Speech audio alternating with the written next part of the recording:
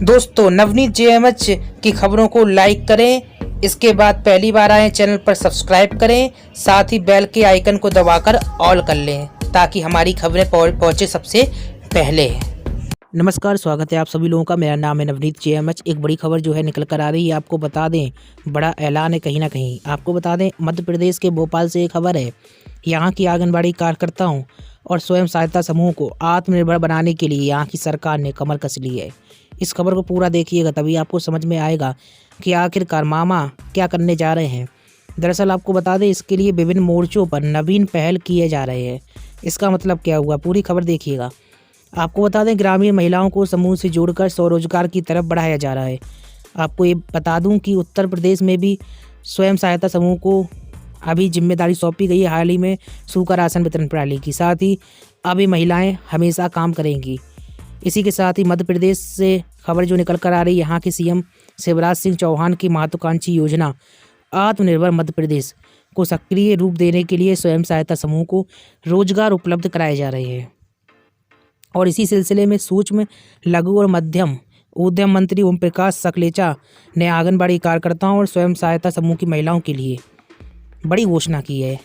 अब अहम चीज़ क्या है, मंत्री सकलेचा ने कहा है कि स्वयं सहायता समूह को सशक्त बनाने के लिए स्कूल के बच्चों के जो है यूनिफॉर्म बनाने का कार्य उन्हें सौंपने पर विचार किया जा रहा है, जिससे महिलाओं के समूह के माध्यम से स्वयं रोजगार तो मिलेगा ही, साथ ही उनकी आर्थिक स्थिति में भी सुधार होगा।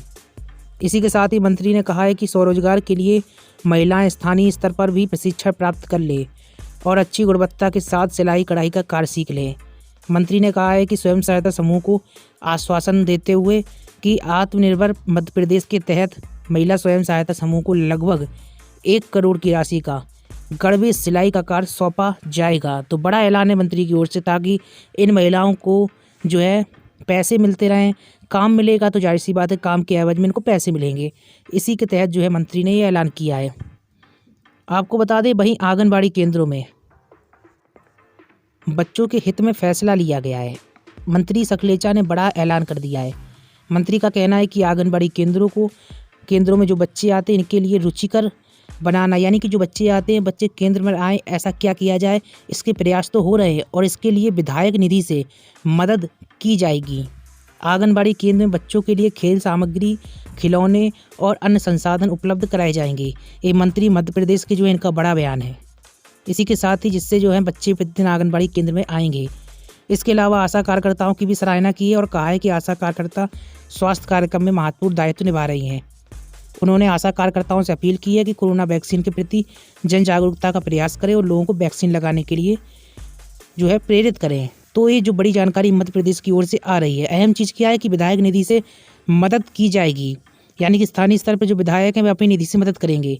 आंगनबाड़ी केंद्रों में बच्चों के लिए खेल सामग्री, खिलौने और अन्य संसाधन उपलब्ध कराए जाएंगे। ये ऐलान जो है मध्य प्रदेश की ओर से हुआ है। इस खबर को सुनकर आप खुश हुए या फिर ना खुश, कमेंट में जरूर बताएं। अगली बड़ी खबर आपको बता देते हैं। दूसरी बड़ी खबर जो है जींद से निकल कर आ रही है। दरअसल यहाँ पर अलेवा के सामुदायिक स्वास्थ्य केंद्र में आंगनबाड़ी कार्यकर्ताओं ने टीकाकरण अभियान का विरोध कर दिया। सीएचसी में तैनात चिकित्सकों ने आंगनबाड़ी कार्यकर्ताओं पर दुर्व्यवहार का आरोप भी लगाया है। इस बारे में जो है एसएमओ है जो डॉक्टर चांदवाला ने कहा कि सिविल सर्जन और डीसी डॉक्टर आदित्य दहिया को शिकायत भेजी है। डॉक्टर चांदवाला ने बताया कि दिल्लूवाला में तैनात एक आंगनबाड़ी कार्यकर्ता ने टीका लगवाने का विरोध किया है और इसके बाद वह सरकार के खिलाफ नारेबाजी करते हुए बाहर निकल गई। अब ऐसे में क्या हुआ, बाद में आपको बता दें। बाद में करीब 20 से 25 कार्यकर्ता उसके पक्ष में एकत्रित हो गई। आरोप है कि आंगनबाड़ी कार्यकर्ताओं ने चिकित्सकों के साथ दुर्व्यवहार किया। डॉक्टर चांदवाला ने आरोप लगाया है कि इससे टीकाकरण जैसा महत्वाकांक्षी अभियान प्रभावित हुआ है। उधर डीसी डॉक्टर आदित्य दहिया ने बताया कि मामला उनके संज्ञान में आ चुका है। इस मामले में उचित कार्रवाई की जाएगी। दरअसल आंगनबाड़ी कार्यकर्ता बोली, चिकित्सक जबरदस्ती टीका लगा रहे थे। सामुदायिक स्वास्थ्य केंद्र अलेवा में जिन आंगनबाड़ी कार्यकर्ताओं ने टीकाकरण का विरोध किया, उनका कहना है कि कुछ कार्यकर्ता बीमार थीं, जिस कारण वह टीका नहीं लगवाना चाहती थी। आंगनबाड़ी कार्यकर्ता सुमित्रा सहित अन्य महिलाएं हैं जो स्वास्थ्य विभाग के चिकित्सक पर जबरदस्ती टीका लगवाने का आरोप लगाया है। उन्होंने किसी भी अधिकारी या कर्मचारी के साथ कोई व्यवहार जो है नहीं किया। उन पर आरोप लगाए गए हैं जो निराधार है। वहीं कर्मियों का कहना है कि चिकित्सकों ने उनके साथ बदतमीजी की है। खैर ये मामला जांच का विषय हो गया है और जांच हो रही है, क्योंकि आंगनबाड़ी कार्यकर्ता जो है टीकाकरण नहीं कराना चाहती। आप क्या चाहते हैं? आंगनबाड़ी वर्कर हैं तो कमेंट में ज़रूर बताएं कि आपको कोरोना टीका होना चाहिए या फिर नहीं। फिरोजपुर से निकल कर आ रही है। दरअसल यहाँ पर किसान जत्थेबंदियों के समर्थन के लिए रविवार यानी कि आज ऑल पंजाब आंगनबाड़ी मुलाजिम यूनियन की सैकड़ों वर्कर बच्चों के साथ दिल्ली बॉर्डर के लिए रवाना हो गई। तस्वीर आपको दिखा देते हैं हम। ये देखिए तस्वीर, बच्चों के साथ ये रवाना हो रही हैं। यूनियन की प्रधान हरगोविंद कौर ने बताया कि पूरे पंजाब से उनकी यूनियन की वर्करों जो हैं बच्चों के साथ दिल्ली बॉर्डर पहुंच रही हैं। किसानों के आंदोलन को और मजबूत किया जाएगा ताकि केंद्र सरकार अपने बनाए गए कृषि कानूनों को वापस ले। गुरु हर सहाय में से है जो ट्रकों और कैंटरों पर सामान लादकर आंगनबाड़ियों का जत्था जो है रवाना। कृषि कानून को लेकर आंगनबाड़ी कर्मियों का भी समर्थन जो है जोरों शोरों से किसानों के साथ है। उनका कहना है कि किसी भी कीमत पर जो है नए कृषि कानून का जो है समर्थन आंगनबाड़ी कर्मी भी नहीं करते हैं। एक तरफ जहां अपनी मांगों को लेकर आंगनबाड़ी कर्मियों का यूनियन जो है विरोध कर रहा है सरकार का, तो वहीं किसानों का पक्ष लेकर भी आंगनबाड़ी कर्मी जो है किसानों का कंधे से कंधे मिलाकर साथ दे रही हैं। आपको मालूम होगा कि 26 जनवरी को जो है किसान बहुसंख्या में जो है बड़ा प्रदर्शन करने वाले हैं। ट्रैक्टर के माध्यम से उनका यूनियन रवाना हो रहा है। वहीं आंगनबाड़ी कर्मी अपने बच्चों के साथ दिल्ली बॉर्डर पहुँच रही हैं।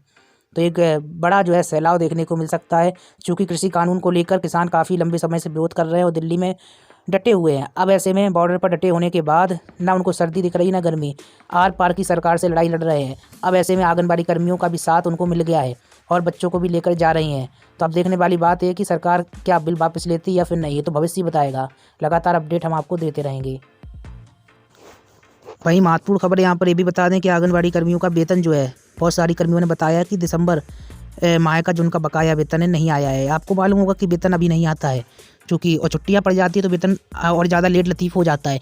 ऐसे में जो है आंगनबाड़ी कर्मियों का मानदेय जो है इस महीने के लास्ट तक या शुरुआत के कुछ दिनों में, यानी कि शुरुआत के जो है प्रथम यानी 15 दिन होते हैं जो उस समय तक आ जाएगा। इस तरीके से अगर माना जाए कब तक आएगा मानदेय, तो 15 फरवरी के पहले मानदेय आ जाएगा। किसी प्रकार की दिक्कत का सामना नहीं करना पड़ेगा आपको, लेकिन समय लगेगा। अभी ऐसी जानकारी प्राप्त हो रही है। अब आप सोचेंगे जानकारी कहाँ से प्राप्त हो रही है? सूत्रों के हवाले से जानकारी प्राप्त हो रही है। इसी कारण से हम स्पष्ट तौर पर अभी नहीं बता सकते, लेकिन आप लोग ज़्यादा से ज़्यादा सवाल पूछ रहे थे कि कब तक आ सकता है आंगनबाड़ी कर्मियों का वेतन। तो आपको बता दें 10 फरवरी के पहले तक आंगनबाड़ी कर्मियों का वेतन आ जाएगा। ये प्राप्त सूत्रों के हवाले से ये खबर है और सूत्र हम क्लियर नहीं कर सकते हैं आपके लिए, सिर्फ ये सूत्रों की खबर। इसी कारण से थोड़ा आपको इंतजार करना पड़ेगा और हर बार की तरीके से 1 माह का ही वेतन आएगा और हो सकता है इसके पहले भी आ जाए, लेकिन आपको 10 फरवरी तक इंतजार करना होगा।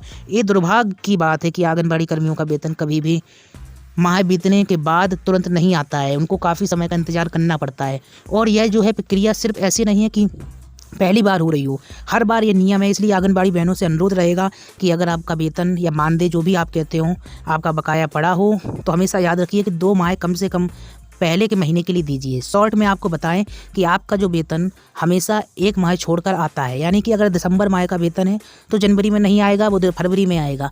जनवरी का वेतन है तो फरवरी में नहीं आएगा, मार्च में आएगा। ये रवैया है। चूँकि आपको मालूम होगा कि जिस विभाग में आप काम कर रहे हैं वह विभाग तो सरकारी है, लेकिन आप एक जो काम कर रहे हैं परमानेंट वर्कर के तौर पर काम नहीं कर रहे हैं, एक अस्थायी कर्मी के तौर पर काम कर रहे हैं और सरकार की महत्वाकांक्षी योजना में सहभागिता कर रहे हैं। तो इसी कारण से इसके लिए जब बजट जारी होता है तब तक आपका भुगतान होता है। कभी कभी बजट का अभाव होता है, कभी केंद्र सरकार के पास बजट नहीं होता है या फिर कम पड़ जाता है। ऐसा ही कभी राज्य सरकार के पास बजट नहीं होता है, कम पड़ जाता है। तो इसलिए आपका वेतन जो है रुक जाता है, लेट हो जाता है, या फिर नीचे जो विभागीय अधिकारी बैठे हैं या फिर उच्च सिंहासन पर भी अधिकारी बैठे हैं वो भी हीला हवाली करते हैं। तो इसी कारण से वेतन में लेट लतीफ़ी होती है। क्योंकि अगर आप सरकारी कर्मचारी होते तो कहीं ना कहीं आपको ये दिक्कतों का सामना नहीं करना पड़ता। बहुत सारे लोग जो हैं ये भी मैसेज कर रहे हैं कि ये बताइएगा कि वैकेंसी कब तक आएगी, क्योंकि इस विभाग में बहुत सारे कर्मी आने को आतुर हैं। तो उनको मैं बता दूं कि वैकेंसी के लिए अभी थोड़ा इंतजार करना पड़ेगा आपको, क्योंकि सरकार का कहना है कि पैट वह कराएगी। अभी मैं सरकारी भर्तियों की बात कर रहा हूँ, पैट अप्रैल या मई के बीच में हो सकता है। तो पहले तो सरकारी भर्तियों के लिए पैट आपको करना पड़ेगा, तो पैट के बाद ही मैं जो अभी भर्ती के बारे में बात कर रहा हूँ सुपरवाइजर भर्ती के बारे में बात कर रहा हूँ, क्योंकि पैट के नियम के तहत ही सुपरवाइजर कर्मियों की जो है भर्तियाँ होंगी। अब सवाल आता है आंगनबाड़ी कर्मियों की, तो इसके बारे में स्पष्ट नहीं है। निदेशालय जब चाहेगा तब ये भर्ती निकाल सकता है, क्योंकि ये कर्मी जो हैं संविदा या फिर मानदेय कर्मी होते हैं, इनको निदेशालय के ऊपर डिपेंड रहना पड़ता है। और वहीं सरकारी भर्तियों के लिए पैट अनिवार्य है। और जैसे कि सुपरवाइजर भर्तियाँ जो हैं आएंगी आगामी समय में, उसके लिए भी पेट देना होगा। अगर मन में फिर भी आपके कोई डाउट है तो पूछिएगा, इंस्टाग्राम पर भी पूछ सकते हैं, यहाँ पर भी कमेंट बॉक्स में पूछ सकते हैं।